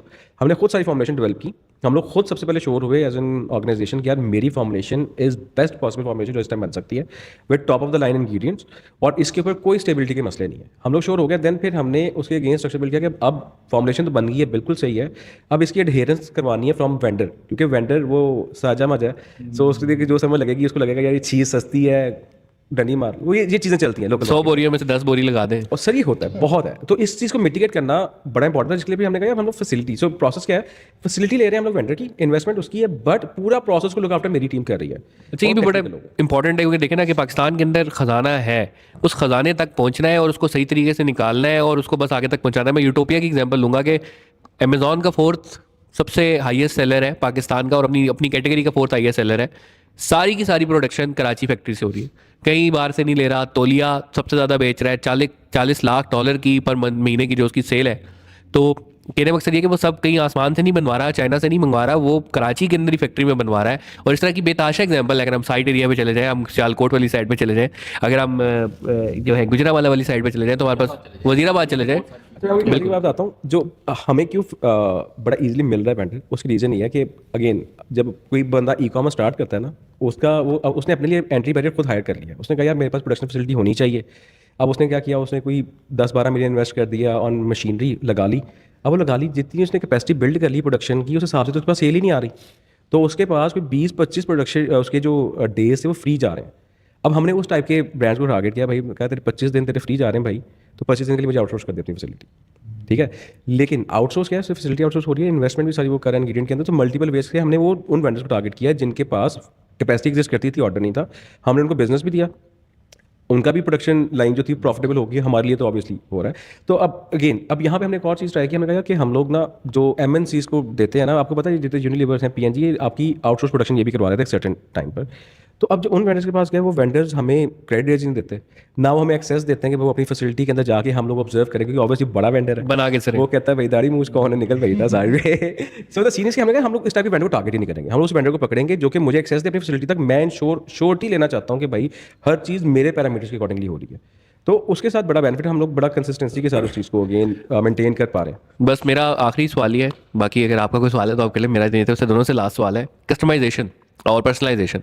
आपने देखा बैग्स की एग्जांपल लें तो एक ब्रांड है जाफर जीज, फेमस ही सिर्फ इस वजह से है कि मैं अपने वॉलेट के ऊपर नाम लिखवा के अपने किसी कोलीग को, दोस्त को, अपने किसी फैमिली मेम्बर को गिफ्ट कर सकता हूँ और वो बिकता है, टिका के बिकता है। लाहौर में, कराची में जाफर जीज भी है उनके, फिर दूसरा M. जाफर जीज भी है। तो आपको क्या लगता है कि ये कैटेगरी कितना अपलिफ्ट कर सकती है और एज एन इंडस्ट्री कितनी ज़बरदस्त बन सकती है? आपसे पहले ये सवाल करता हूँ, फिर मैं दाढ़ी मूछ की तरफ आता हूँ। मेरे ख्याल से इसमें कोई डाउट ही नहीं है। ये वही बात है कि एक नीच के अंदर आके जाके कैटेगरीज के अंदर और इसके अंदर जाके आप सब कैटेगरीज के अंदर काम कर रहे होते हैं और एक स्टेप एक ऑप्टिमम लेवल आता है जिसके बाद आपको नई चीज़ें ट्राई करनी होती। तो ये उसी का सारा पार्ट है और इसके अलावा भी बहुत सारी चीज़ें कि आप स्कूल बैग्स और इस तरह की चीज़ों के अंदर भी किया जाए। और ये जो कस्टमाइजेशन है ये किसी पार्ट के अंदर, जैसे इन्होंने एक टाइम पे बताया कि गिफ्ट वाला इन्होंने वो उसको स्टार्ट किया और वो फेल हो गया, लेकिन हमारे केस में वो बहुत ज़बरदस्त है क्योंकि हमारे केस में आपको पता है ख़वातीन को गिफ्ट देने वाले बहुत सारे लोग वो वाली जो साइड है वो बड़ी ज़बरदस्त चलती है। तो उसके अंदर हमने गिफ्टिंग के अंदर शुरू किया। अब आगे जाके थोड़ा सा अपने पिछले साल के अंदर ट्राई किया था कि हम ऑर्डर्स को कस्टमाइजेशन करें, लेकिन हमारे पास प्रॉपर सेटअप नहीं थे बिकॉज ऑर्डर्स बहुत ज़्यादा हो गए थे। तो उसके लिए पूरी एक टीम होनी चाहिए, उसके ऊपर हम प्लान करें। तो कस्टमाइजेशन बिल्कुल एक ऐसी चीज़ है जिसको आप एक अच्छी मार्केट के साथ वो एक अच्छा वैल्यू एडिशन हो सकता है। सही। तो आप, मेरा सेम सवाल आपसे है कि कस्टमाइजेशन आपको क्या लगता है कि अगर मैं किसी को, मतलब ज़ाहिर सी बात है फीमेल ही गिफ्ट करना चाह रही होंगी अपने हस्बैंड को, अगर कोई गिफ्ट करना चाह रहा है और वो लिख देता है उसका नाम एंड देन उसकी ग्रूमिंग किट आ जाती है, तो इसको आप बिल्कुल क्या हम लोग ये करते हैं। सो हमारी प्रोडक्ट है कस्टमाइज गिफ्ट कार्ड्स, कस्टमाइज इस टाइप की चीज़ें हम लोग ऑफर करते हैं पर्सनलाइज। अच्छा खैर ये तो D2C है, बट हम लोग कस्टमाइज ऑफर करते हैं फॉर कॉर्पोरेट्स भी और जो बल्क क्लाइंट्स हैं उनके लिए भी। लाइक फॉर एग्जांपल एक सॉफ्टवेयर कंपनी कॉन्टोर है, वो हमसे हर साल उनका रिकरिंग एक चलता है पैटर्न की मेंस डे की, वो हमसे प्रोडक्ट परचेज करती है और हम लोग उनकी वाइट लेवल प्रोडक्ट करके देते हैं, सर्टेन प्रोडक्ट्स जो कि उनके लेवल के साथ लोग जनरेट करके दे रहे होते हैं। तो इस टाइप के सोल्यूशन हम लोग प्रोवाइड करते हैं। तो हम लोग इस दोनों साइड पे, बल्क साइड पर भी हैं और D2C के अंदर तो ऑल द वे हम लोग फ्रॉम डे वन इस पर जा रहे हैं। और आई थिंक ये बड़ा इंपॉर्टेंट है, गिफ्टिंग के लिए बड़ा इंपॉर्टेंट, बहुत इंपॉर्टेंट है। और इसमें मार्जिन भी बहुत अच्छे होते हैं, मार्जिन भी बहुत अच्छे होते हैं, मार्जिन बहुत अच्छे होते हैं ऑब्वियसली।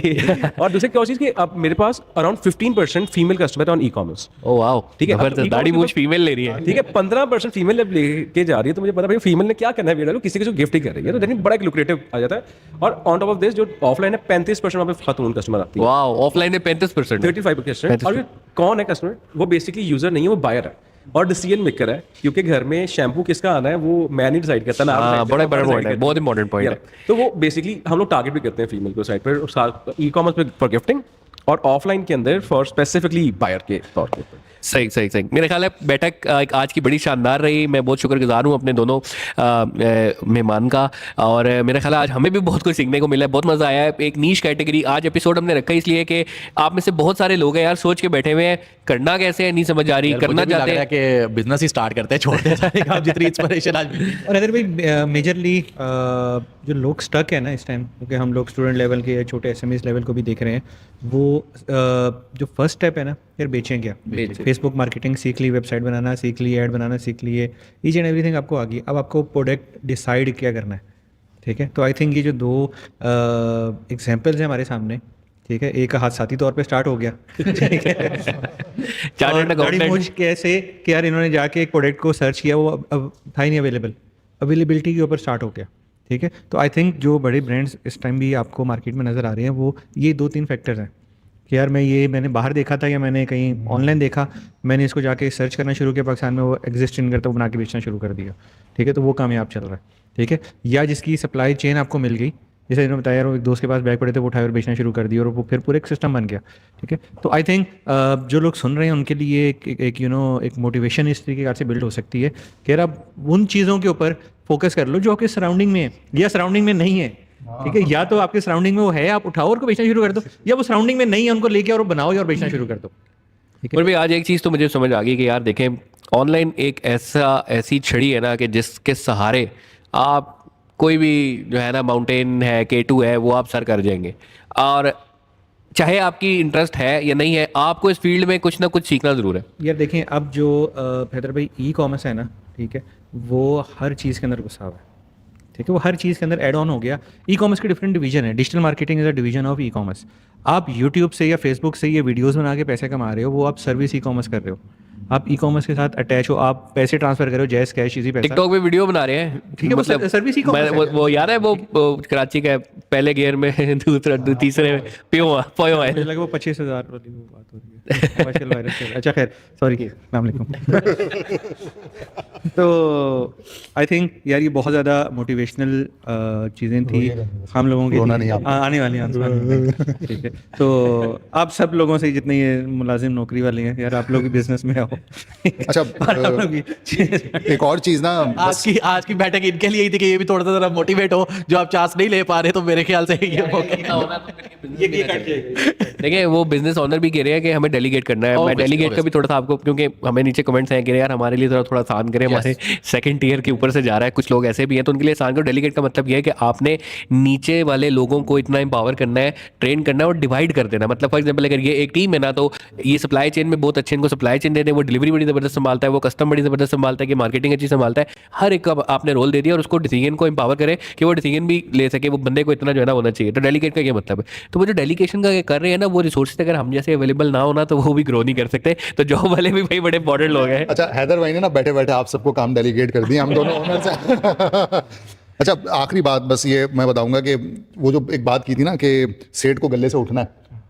अब एक ना बड़ी अच्छी मूवी है द फाउंडर, मैकडोनल्ड्स की पूरी कहानी है उसके अंदर, वो भी यही इसी चीज़ पे बेस करती थी। उन्होंने बड़ा अच्छा बर्गर बनाया, एक बहुत अच्छी लोकेशन बनाई, सब कुछ अच्छा कर रहे थे, लेकिन वो डरते थे कि यार हम अगर इसको, वो एक बंदा आया उनके पास कि यार तुम तो उस मूवी का जो क्रक्स आपने अंडरस्टैंड किया, उसने क्या किया, वो दो बंदे थे, वो गए एक बास्केटबॉल कोर्ट के अंदर और उन्होंने पूरा प्रोसेस डिफाइन किया ऑन Exactly. कि भाई क्या चीज़ कैसे होगी, और उन्होंने पूरा डिस्टर्ब की मार्केट। भाई वहाँ पर क्या था अमेरिकन के अंदर कि यार अब कटलरी मिलती है, साथ वो हर चीज़ मिल रही होती है और उसके साथ सर्व होता है। और जब उस टाइम फर्स्ट टाइम पेपर के अंदर बर्गर सर्व किया तो लोग एक्सेप्ट ही नहीं करे, हैरान हो गए। तो वो जो बंदा था जो उनके पास आया था, उसको वो आइडिया समझ आ गया कि नहीं यार this can be a next big thing, लेकिन वो जो खुद ओनर्स थे वो उस बात को नहीं समझ रहे थे। वो नहीं समझ रहे थे उस चीज़। और एट द एंड क्या हुआ, उसने उन्हीं का आइडिया लिया, उसी से पैसा कमाया और उनको पैसे देके वो बिजनेस खुद खरीद दिया। तो आपको अपना आइडिया बड़ा करने के लिए गले से उठना पड़ेगा, डेलीगेट करना पड़ेगा। डेलीगेशन के बगैर आप अपने बिजनेस को, चीज़ों को, और एक और बड़ी इंपॉर्टेंट थिंग कि प्रोसेसेस को स्ट्रॉन्ग किए बगैर, जब तक आप पीपल डिपेंडेंट रहेंगे, प्रोसेस डिपेंडेंट नहीं करेंगे अपने बिजनेस को, आप अपने बिजनेस को बड़ा नहीं कर सकते। अच्छा, इस सारे के बीच में एक चीज़ मैं बताऊं कि कुछ लोग जो स्टार्ट कर लेते हैं, स्टार्ट करने के बाद बहुत सारे लोग अभी आजकल मैं मिल रहा हूं, वो बड़ी जल्दी उससे जो है वो डिसाइड हो जाते हैं। 6 मंथ्स होते हैं, 8 मंथ्स, और वो कहते हैं नहीं चल रहा। तो मेरे ख्याल से इस सारे प्रोसेस के बीच में जो सबसे मुश्किल चीज़ है वो ये है कि आपने कई इसके बीच में ऐसे ऐसे प्रेशर्स भी हैं जो कि जॉब में नहीं है और जो स्टार्ट करने वक्त आप सोच भी नहीं सकते। तो वो उन सारे प्रेशर्स को भी साथ सोचना है। हम लोग कई दफ़ा ऐसे होता है कि कई महीने हो जाते हैं हम लोगों ने ऑफ नहीं किया होता। इसी तरह और ऐसे प्रेशर्स होते हैं कि ये मतलब जिस तरह डेलीगेशन करनी है काम की, और सिस्टम्स बनाने हैं। सिस्टम्स बनाना भी इतना मुश्किल काम है कि किसके साथ क्या प्रोसेस करना है, तो जिसके लिए मैंने कहा कि 5 से 7 साल लग जाते हैं। तो एक प्रोसेस है, जो भी स्टार्ट करने लगे हैं उसको सोच के करिएगा कि हमने एक लंबा प्रोसेस करना है। और जो एक बड़ी मशहूर बात है कि आपने अपनी जो वो जिसके बारे में कहते हैं बर्न द बोट्स, वो चला के सोच के आएँ, तो वो पॉसिबल ही नहीं है कि वो ना हो सके ना, कुछ भी हो सकता है, लेकिन एक मुश्किल प्रोसेस है। तो थोड़ा सा जेन ज़ी को सोचना चाहिए, काम में आए ज़रूर, लेकिन सोच के आएँ थोड़ा। हिम्मत करके है कि रास्ता मुश्किल हो सकता है और उस मुश्किल रास्ते में कश्तियाँ जलानी है, क्योंकि कश्तियाँ जली होंगी ना तो पीछे फिर आप नहीं जा सकते, फिर आपको वहीं पे ही सोल्यूशन ढूंढना है। और कुरान पाक की आयत भी है, इन्ना माल युस्री युसरा, बेशक हर मुश्किल के साथ आसानी है। तो ये मेरी ज़िंदगी में तो इसने बहुत ज़्यादा एम्पावरमेंट की है और बड़ी ताकत भरी है, और मैं चाहता हूँ कि इंशाल्लाह आप भी इससे सीखें और आप लोगों को भी इससे बड़ी पावर मिलेगी। तो आज की बैठक में हमने बहुत अच्छा कुछ सीखा और बहुत ज़बरदस्त बातें सीखी।